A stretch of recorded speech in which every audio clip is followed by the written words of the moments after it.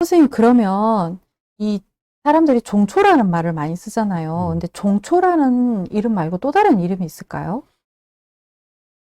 사실은 제가 첫 번째 힐링 시초라는 책을 우리 박문 쌤하고 같이 펴낼 때 거기에 보면 종초라는 글씨를 썼습니다. 근데 제가 이 책에서는 보시면 제가 이 나중에 옛날에 제가 종초라고 썼던 부분에 대해서 제가 좀 사과를 드리고 시작을 했어요. 무슨 뜻이냐면 종초라고 하는 의미 자체가 시종자입니다. 그러니까 씨앗이 되는 식초다라는 뜻이죠. 그러니까 씨앗이 되는 식초니까 한문으로 표기하면 종초다 이렇게 말이 연관성이 있다. 그래서 이제 종초라는 쓰는 말을 써도 된다라고 하는데 여기는 한 가지 비밀이 있더라고요. 우리나라의 씨앗을 뭐라고 하죠? 우리말로? 그냥 씨앗이라고 하죠. 근데 일본에서 100여 년 전에 용어가 들어왔어요. 종자라고 하는. 그러니까 종자가 이제 씨앗이다. 시종자니까 그냥 받아들여 왔어요. 근데 지금도 어떤 발효식품을 만들 때 씨앗처럼 사용하는 것들이 있어요. 그게 뭐가 있냐면 우리 간장을 만드실 때 사용하는 것이 뭐가 있어요? 시간장이라고 하는 것이 있죠. 옛날 간장에다가 새 덧장, 겹장을 하잖아요. 그때 시간장 이렇게 이야기하죠. 이건 500년 내려오는 시간장이다. 뭐 이렇게 해서 굉장히 비싸게 판매도 되고 한다는 이야기를 들었습니다. 저는 누룩을 만들 때도 똑같이 누룩이 잘 되기 위해서 뭔가를 뿌려주죠. 그 누룩을 우리는 씨누룩 이렇게 이야기를 하죠. 근데 이게 한문으로 쓰게 되면 용어가 바뀌어요. 어떻게 바뀌냐면 씨누룩이라는 말을 씨를 종으로 바꾸고 누룩을 국으로 바꾸니까 종국. 그 다음에 간장에서 씨 간장을 한문으로 쓴다면 종장.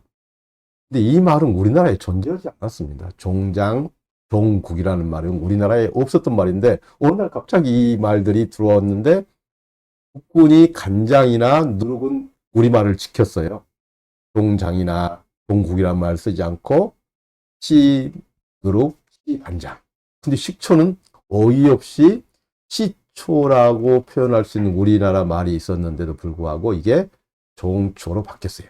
그 이유는 우리나라에 이제 농林청에 근무하시는 박사님들께서 일본 유학을 다녀오셨습니다. 일본에서 표현하는 한문식 일본 용어입니다. 그래서 거기에서는 종초라고 표현한 거죠. 그걸 그대로 그 한문을 갖다가 우리 한글로 번역하면서 종초, 종초 이렇게 해버린 지가 벌써 30여 년이 다 돼가고 있습니다. 그래서 우리말인 시초라는 말이 사라지고 종초라는 말이 그냥 식초에서 씨앗이 되는 식초다라는 뜻으로 현재 쓰이고 있습니다. 슬픈 일이죠. 그래서 제가 시초라는 말을 다시 사용합시다라는 운동을 합니다. 근데 시초라는 말 외에도 우리 할머님들께 물으시면 또 쓰는 용어가 있습니다. 어떤 용어가 있냐면 초눈이라고 말씀하십니다. 그러니까 우리 옛날에 부두막에 보면 이렇게 소주 대두병이라고 하죠. 대두병 속에 막걸리를 넣어놓고 보면 그 안에가 흐물흐물하는 뭔가가 들어있습니다. 그 이름을 뭐라고 하셨냐면 초눈이라고 하셨어요. 식초 속에 들어있는 하얀 것이니까 눈같이 이렇게 보인다. 그래서 초눈. 근데 그걸 한문으로 뭐라고 표현하셨냐면 식초를 만드는 어머니다라는 뜻에서 초모라고 사용을 했습니다. 그래서 우리 초모라는 글자는 우리 국어사전에도 그대로 등재가 되어 있습니다. 그러니까 초모, 초는 시초라는 말이 우리가 쓰던 용어다. 근데 그게 30여 년 전에 갑자기 종초란 말이 들어와서 이 말들이 사라져 버렸다라는 이야기죠. 그러면 우리는 어떻게 해야 될 것인가? 사실 어떤 분들은 제게 이렇게 이야기도 하세요. 종초라는 말이 일본에서 들어오긴 했지만 한문 문화권이니까 그대로 써도 문제가 없지 않겠습니까? 라는 말씀을 가끔 하기도 합니다. 그런데 저는 이렇게 말씀을 드려요. 울릉도 동남쪽에 있는 조그만 섬이 하나 있죠.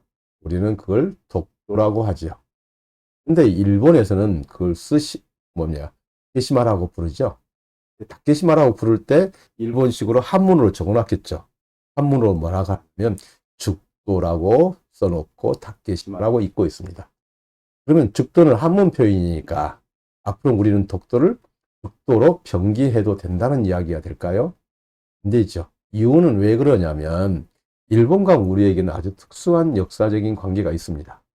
그래서 우리 글을 지키는 개념에서 일본식 표현을 우리는 거부를 하는 거죠.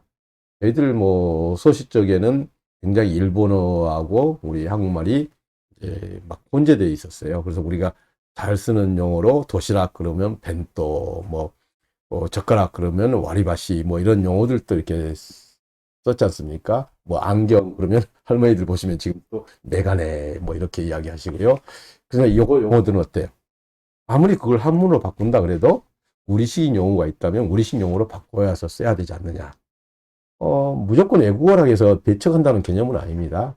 우리가 일본 말이지만 쓰나미 그러면 우리나라에는 쓰나미라는 말이 존재하지 않죠. 그러니까 쓰나미라는 말로 우리는 그대로 표현하시는 겁니다. 우리말이 있었는데 불구하고 그걸 일본식 표현으로 바꾼다는 것은 이것은 우리가 피해야 될 일이다. 그래서 동초란 말 대신에 여러분들이 시초라는 용어를 썼으면 좋겠다. 이렇게 말씀드리는데요. 우리가 당도를 표시하는 단어들이 뭐가 있죠? 브릭스 이렇게 이야기하죠. 세계화학협회에서 당도를 이야기할 때는 브릭스로 씁시다 라고 이야기를 했는데요. 유럽에 가면 굉장히 특이한 현상이 있습니다. 여러분들 유럽에 가서 당도계를 사시면요. 이렇게 굴절식 당도계 같은 것도 사보시면요. 안에가 브릭스가 아닌 다른 용어들이 쓰여 있습니다. 그 이야기는 무슨 뜻이냐면 유럽에서 각 나라가 이 발효에 사용되는 용어는 절대 자기 나라 말을 아무리 세계에서 브릭스로 쓰기로 했지만 쓰지 않겠다라고 선언을 하고 있습니다.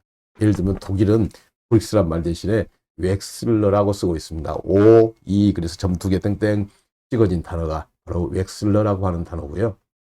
프랑스는 여러분들도 잘 아시는 우리 소금 같은 거 장 담을 때 쓰죠. 보우메라고 하는 프랑스 사람들은 이 보우메를 고집스럽게 쓰고 있고요.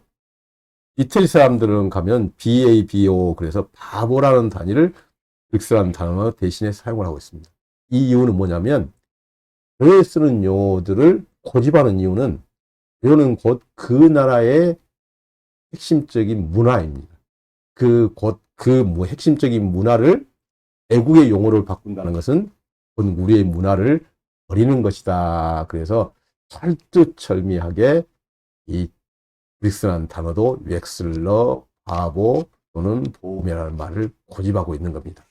그런데 우리나라 말에 시초, 초모, 초누이라는 말이 있었는데 이걸 굳이 동초라는 일본식 표현으로 바꿔야 될 이유가 없다고 생각합니다. 그래서 이런 걸로 해서 굉장히 유명하신 과학자가 있죠. 프랑스의 이제 누이 파스테르라고 하는 우리가 이제 알고 계시는 바로 파스테르 우유에 나오시는 그분입니다. 그러니까 파스테르 이 박사님은 저온 살균법을 개발하셨는데요. 이 개발하는 동기가 굉장히 재밌습니다. 이분은 원래 독일에서 대학을 다니셨고요. 독일에서 박사학위를 받으셨습니다. 그래서 심지어 독일로부터 여러 가지 연구 업적으로 인해서 독일 훈장도 받으셨던 분인데 1800년대에 우리 보불 전쟁이 일어났습니다. 독일과 프랑스가 전쟁을 했죠. 이때 이 누이 파스테르 박사님이 기자회견을 개청하셨어요. 그리고 이렇게 말씀하셨어요. 저는 오늘부로 독일에서 받은 학위를 반납하겠습니다. 이 훈장도 반납하겠습니다. 이유는 저는 프랑스 사람이기 때문입니다. 라고 하면서 명연설을 하셨어요. 어떤 내용이냐면 바로 과학에는 국경이 없지만 과학자에게는 조국이 있습니다. 내 조국은 프랑스입니다. 그래서 이제 이렇게 해서 이분이 당시에 와 있는 그러면 프랑스, 독일, 이탈리아가 서로 종주국이라고 주장하고 있을 때 이때 바로 파스테르 박사님이 와인 연구에 매달리게 됩니다. 그래서 발견한 것이 와인이 더 이상 시큼해지지 않게 하는 방법인 파스테르 살균법을 개발해내셨죠. 우리는 이 과학자로부터 우리가 배워야 될 게 있습니다. 분명히 과학에는 국경이 없습니다. 일본이면 어쩌고 중국이면 어쩌고 그 중요한 문제 아니죠. 과학에는 국경이 분명히 없습니다. 하지만은 과학자들은 내 조국이 어딘지를 분명히 기억하셔야 될 것입니다. 그런 의미에서 종초가 아닌 희초, 초모, 혼은 사용을 여러분들에게도 강력히 제가 주장하고 있습니다.